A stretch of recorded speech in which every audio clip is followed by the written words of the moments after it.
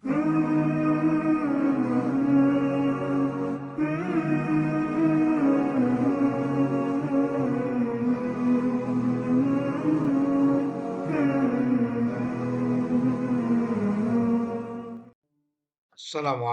warahmatullahi wabarakatuh. Alhamdulillahirrabbilalamin. Masya Allah la quwata illa billah. Salawat dan salam senantiasa kita panjatkan kepada junjungan Nabi besar Muhammad SAW, keluarga, sahabat dan seluruh pengikutnya. Mudah-mudahan kita termasuk di dalam dan dapat syafaat dari Nabi Muhammad SAW. Saudaraku yang dimuliakan oleh Allah, kita jumpa lagi di channel ini, channel penyejuk hati, syiar, dan memberikan solusi dengan tip-tip pendek. Saudaraku yang dimuliakan oleh Allah, apa kabar hari ini? Mudah-mudahan semuanya sehat, semuanya dalam kondisi penuh dengan barokahnya Allah SWT. Pada hari-hari ini tidak sedikit di antara kita yang mempunyai kesedihan dengan berbagai masalah. Secara fisik gampang, saudara. Sakit panu, kasih salep.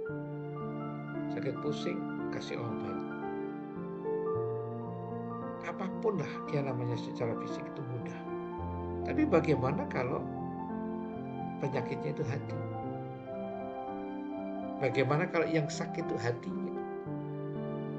Apa yang harus dilakukan oleh seseorang tentang penyakit hati itu? Maka kita mesti ingat, untuk penyakit hati seperti itu ada obatnya. Yang pertama, mau tahu? Yang pertama, tidak bisa dipungkiri, saya, jenengan, dan yang melihat video ini harus membaca Al-Quran. 1 ayat, 2 ayat, 3 ayat, lebih banyak lebih bagus. Itu akan membuat hati menjadi tenang, tentram, selain pahala tentunya. Apalagi difahami, dimengerti, dipraktekkan, Masya Allah. Itu yang pertama. Ayo, jangan tidak membaca Al-Quran. Setelah selesai sholat wajib barangkali, atau 1 hari 2 lembar, 1 lembar, one day one juice, dan seterusnya. Kedua, obatnya hati tidak bisa dipungkiri Bapak Ibu dan saudaraku yang dimuliakan oleh Allah. Satu-satunya sholat sunnah yang ada di Al-Quran adalah sholat tahajud. Dan Rasulullah SAW, begitu perintah tahajud itu ada, tidak pernah putus sampai meninggal. Sholat. Kapan tahajud? Yaitu 2/3 malam setelah tidur.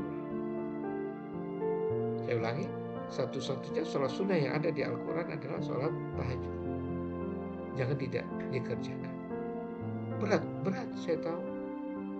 Tapi kalau tidak dipaksa di awal, tidak mengulang dan melatih, tidak akan pernah melakukan. Seberat apapun, kalau kita bisa mengulang, melatih, maka menjadi profesional, menjadi kebiasaan yang habit.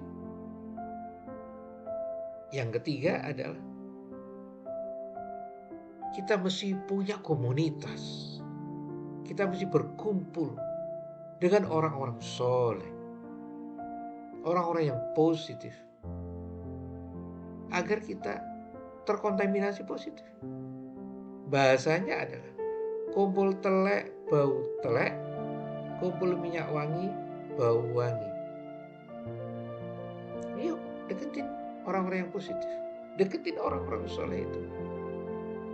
Selain berdampak kepada hati, kita akan dapat tebaran-tebaran ilmu dari beliau. Melalui beliaulah orang-orang yang soleh itu, insya Allah kita akan dapat barokahnya dari Allah SWT. Jadi kita mesti berkomunitas, kita mesti bergumul, ketemu dengan mereka. Apalagi jenengan punya guru, dan memang harus punya guru untuk ngecas kita, untuk bertanya, berkomunikasi, dan lebih detail lagi. Yang nomor 4, cukup itu belum. Kita mesti perutnya kondisi lapar, alias berpuasa. Karena dengan berpuasa, maka jadi tenang pikiran itu. Apalagi dalam puasa itu ada dzikrullah, mengingat Allah, subhanahu, walhamdulillah, wala ilaha illallah, Allahu akbar. Diperbanyak istighfar, diperbanyak sholawat. Maka hati yang kotor, hati yang bingung, hati yang gumrungsu akan tenang karena dekat kepada Allah. Yang terakhir, mesti kita berzikir lebih banyak lagi, mengingat Allah yang lebih banyak lagi.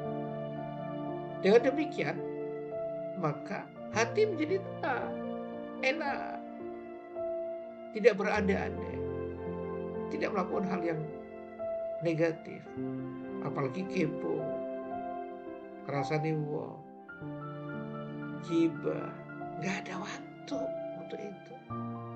Dan ingat saudaraku, waktu di muka bumi ini sebentar. Kalau kita tidak melakukan hal yang positif, ya hati ini kotor. Kalau udah hati ini kotor, masuk kepada otak ini semua, ya udah ngerembetnya gak karu-karuan. Nah kalau sudah kotor, negatif, apa kalau tidak melakukan negatif? Ayo, masih ada waktu, kita lakukan yuk. Hati diobati dengan 5 hal. Membaca Al-Quran, sholat tahajud, di luar sholat wajib itu sholat tahajud, berkumpul dengan orang-orang soleh, ya. Dan kita mesti banyak zikir kepada Allah, berpuasa. Insya Allah kalau kita bisa melakukan itu dengan istiqomah, dengan terus menerus, tidak saja dosa-dosa kita diampuni, katakan dimuliakan oleh Allah pada tempat yang sangat mulia di dunia maupun di akhirat. Tetap semangat saudaraku, bersama Allah pasti bisa, bersama Allah pasti ada solusinya. Mohon maaf. Assalamualaikum warahmatullahi wabarakatuh.